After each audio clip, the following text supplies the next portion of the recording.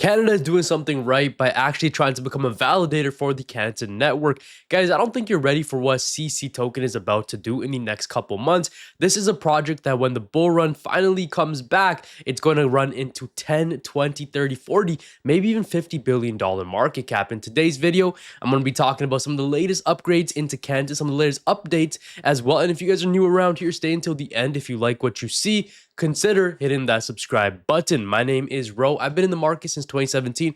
I've been making YouTube videos for the past 2 to 3 years now. So if you guys could help out, help me get to 20K, hit that subscribe button. Let's get straight into today's video. Now, we're hopping into coin market cap, guys, and we're taking a look at Canton coin, which has really and truly just been moving sideways. Now, we did have a pretty big listing just happened recently in South Korea's Upbit.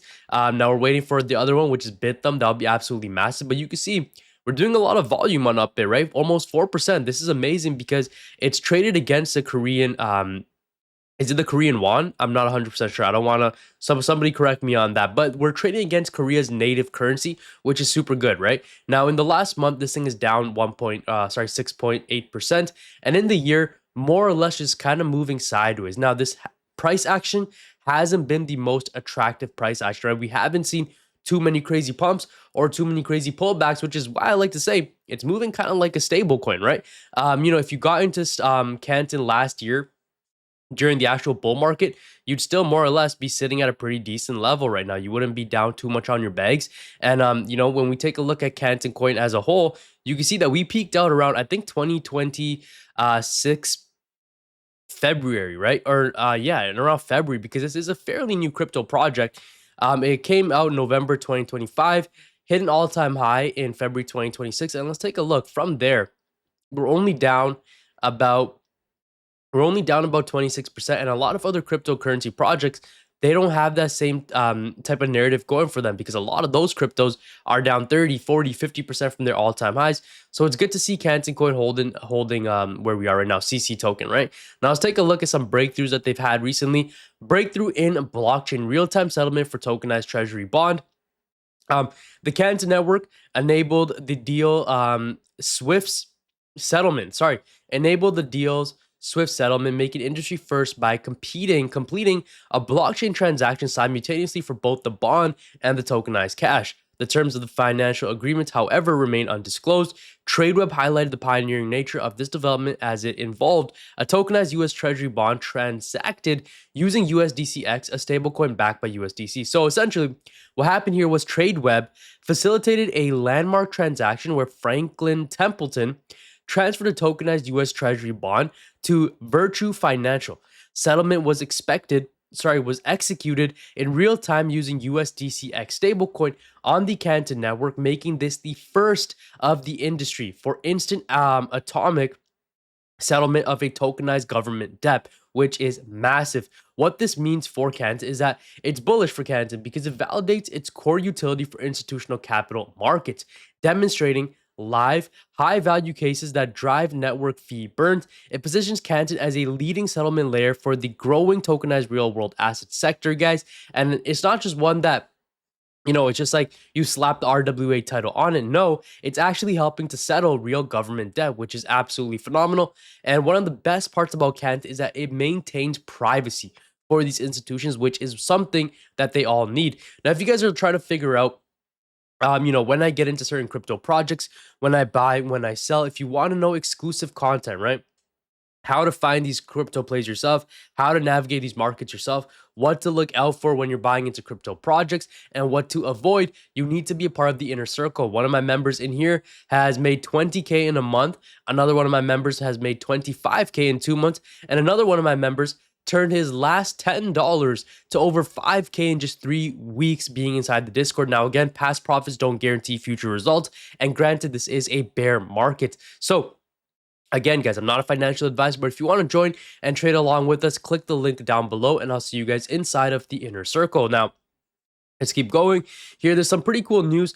Fun fact, Canton is the #1 total chain revenue, but it's closer to a structure where the real value is embedded in the equity of digital assets, not CC. The reason Canton is #1 in revenue lies with institutions. Based on DeFi Llama, Canton has 60 million, crushing Tron's 27 million, and Ethereum for #1. cumulative fees have reached 458 million. Unlike other chains competing to capture retail users, this is fees generated from institutions like Goldman, BNY, DTCC, running multi-million dollar settlements, so the unit price itself is completely different. But the problem is the BME structure. Canton uses a burn mint equilibrium model. Fees are paid in CC and burn and then reminted as infrastructure rewards. The current burn to mint ratio is around 0.6. In other words, minting exceeds burning. So it's still inflationary. One-to-one balance is expected around late 2027. Until then, even if revenue grows, it's eroded by supply increases. Now, the real value occurs to digital assets. Even with tokens, the reality is that crypto token models can capture institutional revenue.